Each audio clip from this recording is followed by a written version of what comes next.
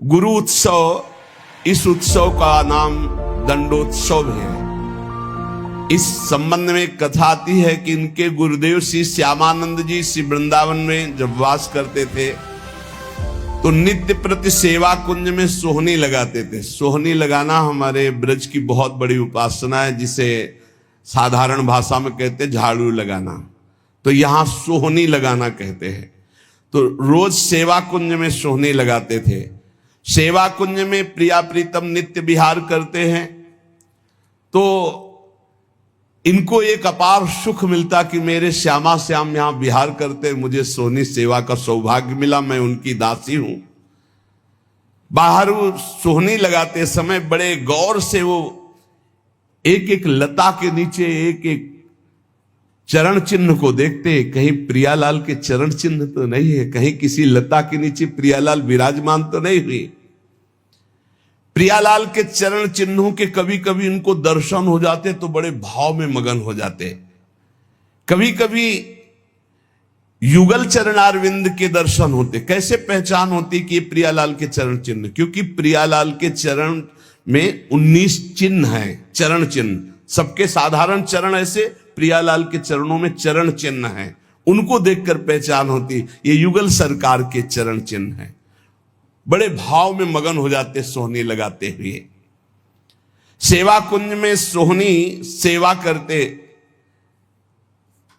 एक दिन प्रियाजू ने इन्हें दर्शन देने की इच्छा की। सेवा में बड़ी सामर्थ्य, इसीलिए कहते हैं कि वृंदावन में कहीं भी थोड़ी सोहनी लगा दोगे तो तुम्हारे भाग्य में सोहनी लग जाएगी, सब कूड़ा करकट अशुभ प्रारब्ध नष्ट हो जाएगा। श्री जी की इच्छा हुई दर्शन देने की, पर श्री जी सीधे दर्शन नहीं दे सकती। जब तक किसी सखी का कृपा प्रसाद नहीं प्राप्त होगा तो श्री जी इच्छा भी करेंगी तो दर्शन नहीं दे पाएंगे। इसलिए ये आचार्य रूपा सहचरियां, इनकी कृपा पहले प्राप्त होनी चाहिए, तब श्री जी के दर्शन होंगे।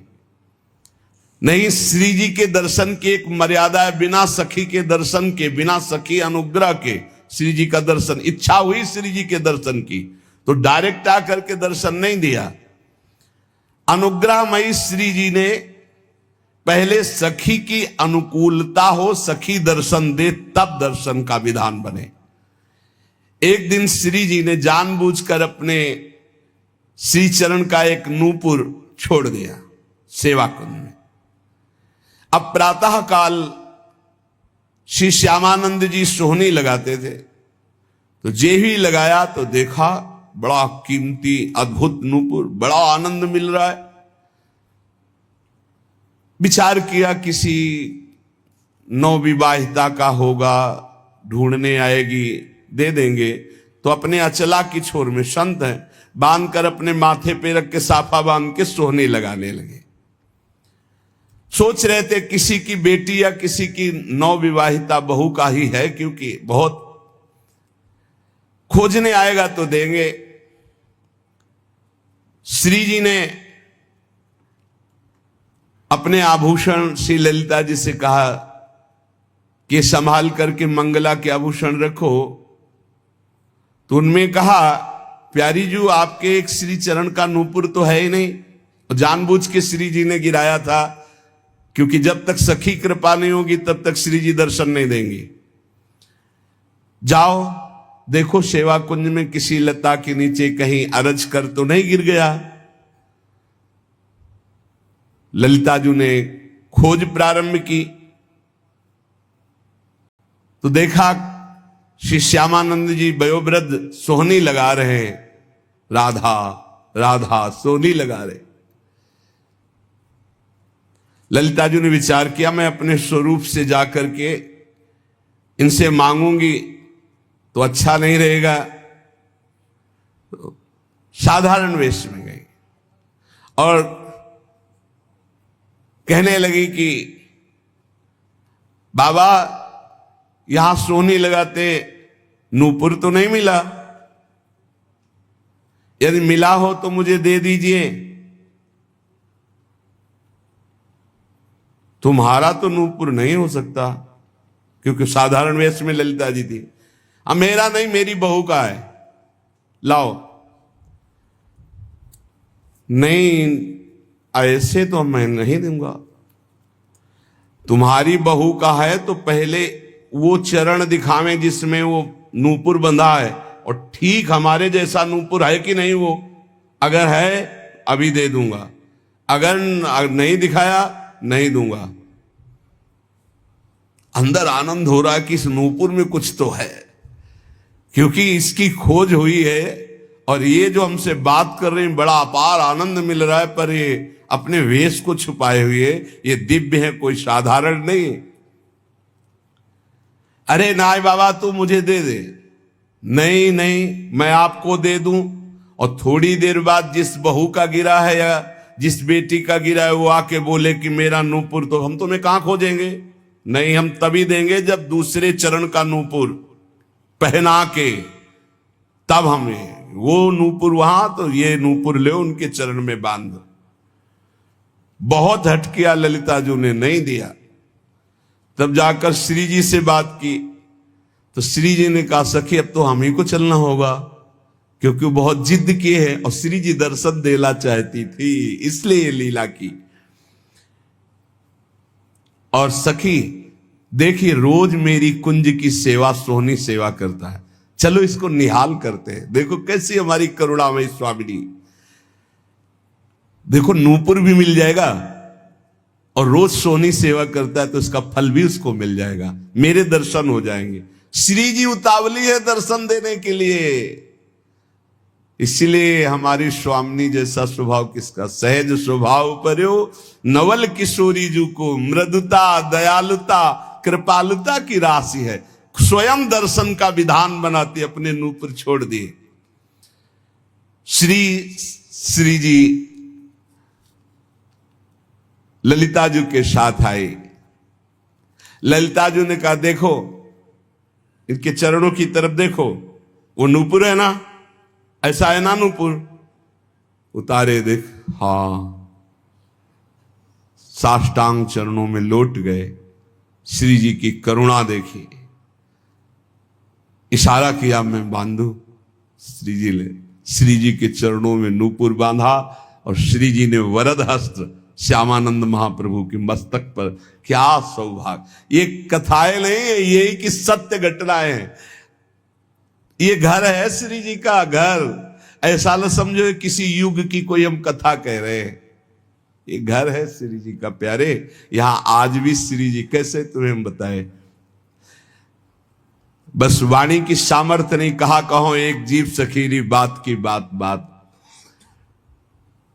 श्री जी दुलार कर रहे श्यामानंद, मेरी कुंज की सोहनी लगाने वाली मेरी ये सखी है, दुलार कर रहे। अपने कर कमल से श्री जी के अति दुर्लभ ब्रह्मेश्वरादि सुदरूह पदारविंद, उनमें नूपुर पहला रहे हैं श्री श्यामानंद जी। श्री जी बहुत प्रसन्न, लौट गए फिर चरणों में, तो अपने श्री चरणों की जो नूपुर बांधा था वही झनकारते हुए ऐसे मस्तक में किया, तो नूपुर की दिव्य छाप श्यामानंद महाप्रभु के मस्तक पर पड़ गई। अब तो प्रेम मगन डूबे हुए आए, तो उनके गुरुदेव श्री हृदयानंद जी ने देखा, श्यामानंद जी के मस्तक में छाप देख करके कहा कि ये आज कौन सी मस्ती है, और ये संप्रदाय के विरुद्ध छाप कैसी लगा ली, नूपुर की और ऊपर से रज, तो वैसे चिन्ह बन गए। ये मनमुखी मस्तक पर छाप कैसी जो हमने दी वो तो नहीं लगाई।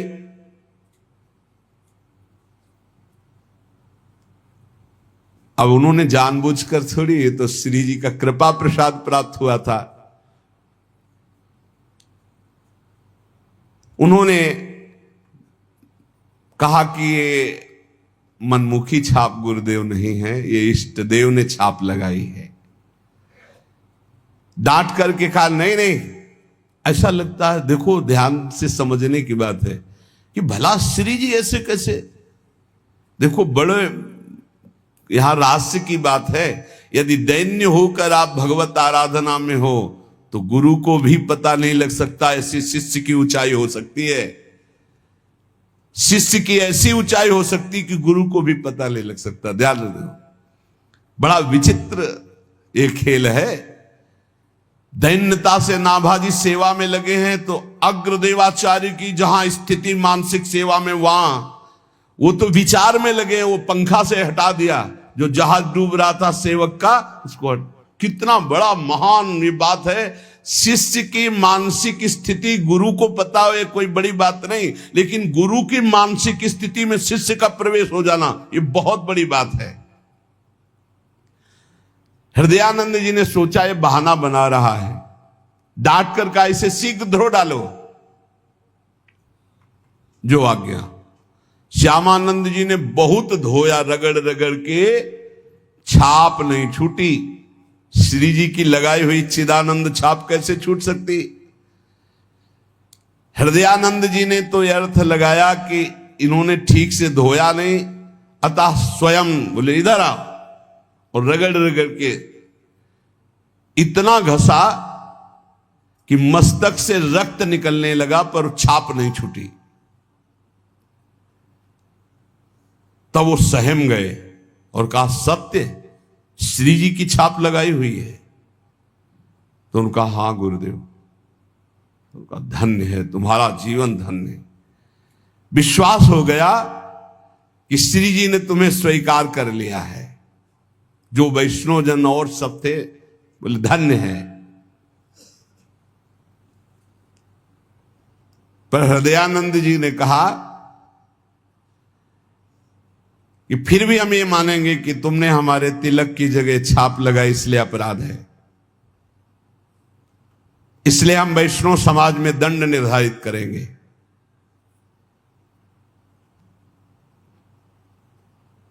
देखो, गुरुजनों की बड़ी विचित्र लीला होती, बड़ी विचित्र लीला होती। सब वैष्णव समाज के बीच में कह रहे मैं तुम्हें दंड दूंगा। तो हृदय से आ रहा है कि गुरुदेव आपकी कृपा से ही तो मुझे श्री जी ने सहचरी भाव दिया है, ये छाप लगाई है। श्यामानंद जी को अपने नूपुर की छाप देकर अपने परिकर में श्री जी मिला लिया है। ये सुबल सखा प्रकट हुए और उन्होंने पूरी वैष्णव मंडली के बीच में कहा कि मैं साक्षी देता हूं कि इन्होंने अपने आप से नहीं, स्वयं श्री जी महारानी जी ने प्रकट होकर छाप दी। और सुबल इतना बोलकर वही तमाल का वृक्ष था, वृक्ष रूप में ही। तो उनको लगा कि लता पता ये सब सखा है, सब श्री जी के निज परिकर है। तब उन्हें आया कि ये श्री जी ने छाप लगाई है। तत्काल दिव्य वाणी हुई, हृदयानंद जी अब तो विश्वास कर लो कि तुम्हारा शिष्य जहां तुम्हारी पहुंच नहीं वहां है, श्री जी के निज परिकर में मिल चुका है। अब वो सहम गए। अगर दैन्य शिष्य है और गुरु थोड़ा भी मनमानी कर जाए तो गुरु के भी हृदय में दाह जलन पैदा हो जाएगी। मान गए श्री हृदयानंद जी। श्री हृदयानंद जी मान तो गए, लेकिन उनका हृदय जलने लगा कि गलती हो गई, शिष्य के प्रति गलती हो गई।